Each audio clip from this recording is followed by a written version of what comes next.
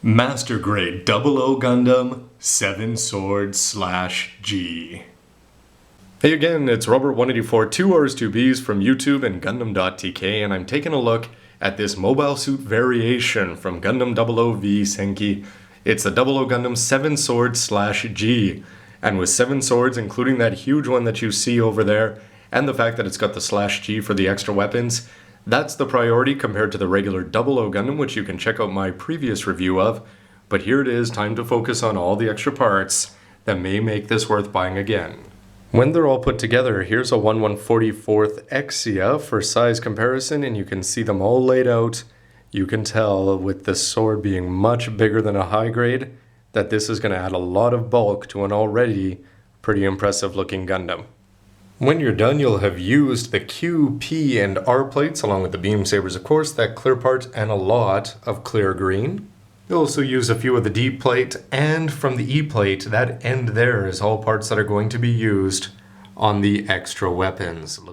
On first glance, you may be saying, where is the 6th and 7th sword? And they are the form of regular beam sabers, just a single part down here, good deep line though, and a little bit of variation just in height, and you've got some surfacing there, but exactly the same as the Master Grade 00, so let's move on to something more exciting. Like the Sword Too Long, which if you're looking for something completely new and unique, you might be a little disappointed that the Sword Too Long and short.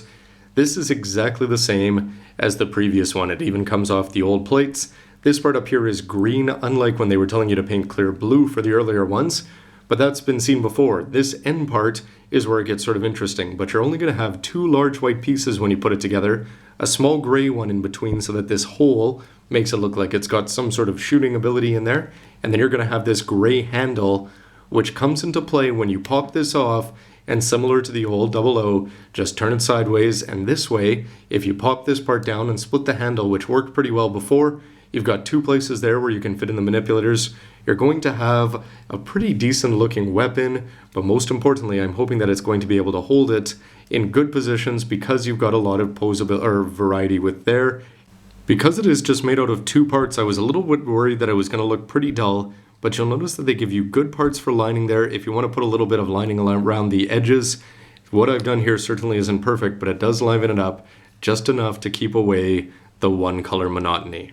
The short may seem a little bit underwhelming in comparison at first, although it does have the same ability. Pop this out, turn it sideways, turn that into a blaster. You'll notice that you also have to put this on the right way because of this clear green part up here. But it does have its own gimmick, and that's in the form of the fact that you can detach this part. And I like the fact that Bandai put a gray part on the inside there and there. They could have just cheaped out and gone with the white, but it adds a little bit of variety.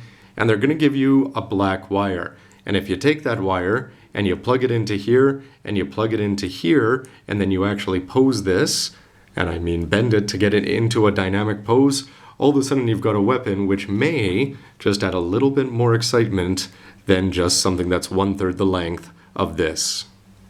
And you can see here that there's a substantial difference here between the long and the short for the Sword 2s.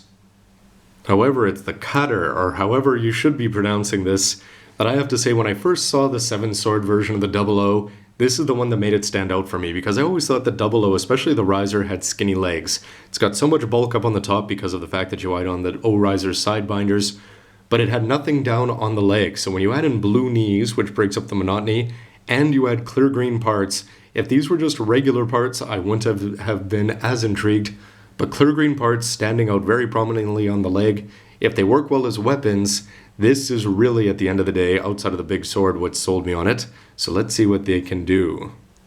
Well, in terms of just this, for playability, it's not going to be too much, although you'll notice that it's not quite the same on both sides. This is where you're going to be able to attach it onto the legs of the unique knee part that is made especially for the 7 sword version.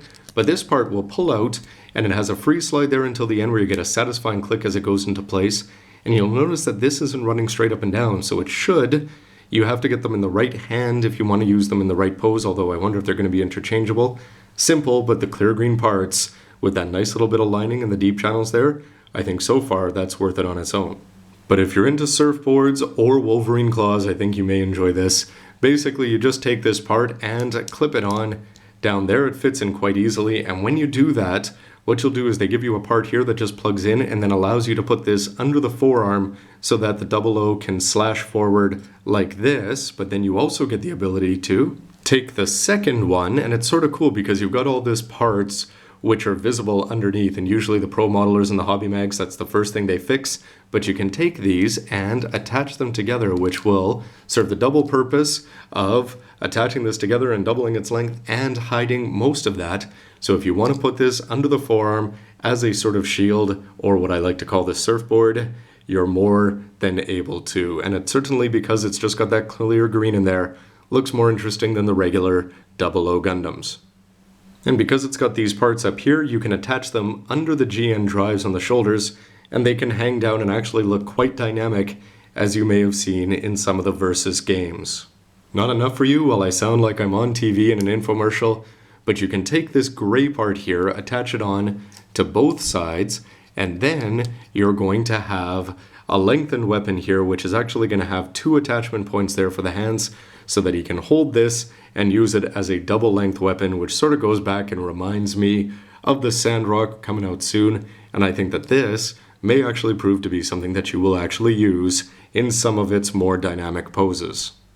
My initial impression of the Sword 2 blaster was a little bit meh, until I saw the fact that it really helps offset the symmetrical balance. It is asymmetrical because it's got a huge shoulder on its sword on its shoulder, so why not add another one? But the fact that it's a unique design sort of gives it that asymmetrical feel like the new Gundam, and I think it's a good thing. My complaint going in though was that it was very plain, blue and gray. However, having this huge clear green part there at the bottom goes a long way to make up for that, and you've also got this other part here which is partially hidden up at the front, but the fact that you don't have to show off that much and you've still got this much green on display for me is good. When you're putting it together though, don't expect too many fancy moving parts. This part's just going to sit there, put this gray part on the top, so nothing fancy going on there, but it's all in how you use it. So if you take this part here, you can put the manipulator in there, lock this into the forearm, so hopefully you should have a steady hold when it's in blaster mode. And you could also have it going up and down in the hand, but you've also got this point for attachment, and if you swing this part out when it's in blaster mode shooting forward, I think you're going to have no problems in terms of keeping this stable and able to beat the power of gravity. In terms of mounting this thing on the shoulder, you're actually just going to put a small gray part on there and then plug it in below the GN drive, and I hope that that's enough to keep something like this attached on securely. Finally, it's onto the Buster Sword 2, and you can see that even though this is large, this is going to be even bigger. And when you look at it, first of all, for colors, it's going to come across as just being white and overly blue with just a little bit of gray in the handle, a little bit more gray here on the back side, but outside of that, it's the features that really make this almost literally shine. In terms of the mount, you're able to pivot this part out here, but if you want to actually turn it into sword mode, you're just going to do this with the handle, and this part, first of all, is lowered. It can also be pushed in, but when it's down and you pull this bottom part out, the parts here are going to flip out.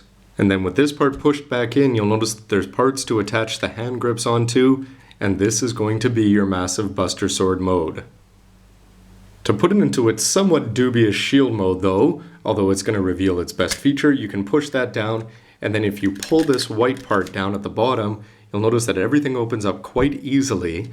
And I made a mistake when I was talking about the stickers before, because you put those 5 stickers here on this side, but over on this side you're going to have a clear part here on the inside, which hopefully should transmit all the light from the LED, which fits in here, and have it blast out of here in 5 points, which in terms of a shield, I have to say a light up shield.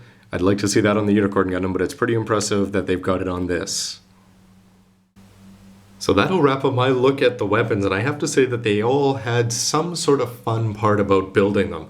First of all, the short just seemed a little bit dull until you use the wire extender. Then the fact that you've just got so many different things you can do with the guitar. I'm talking about they look good when they're mounted on the legs. They look good when you put these parts on and hang them on the shoulder.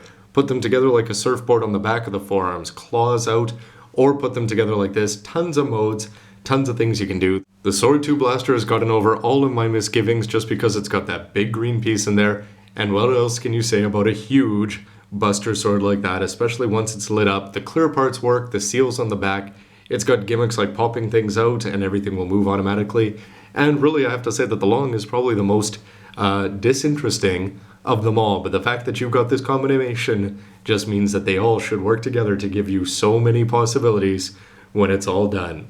Anyway, everybody, Robert184, let me know what you think of the weapons so far. Still gotta build the 00 and then slap these onto it, so it'll be a bit. But thanks for watching, stay tuned for lots more. See you next time. Looks like the quality and variety of weapons have come a long way since I launched with these single white pieces.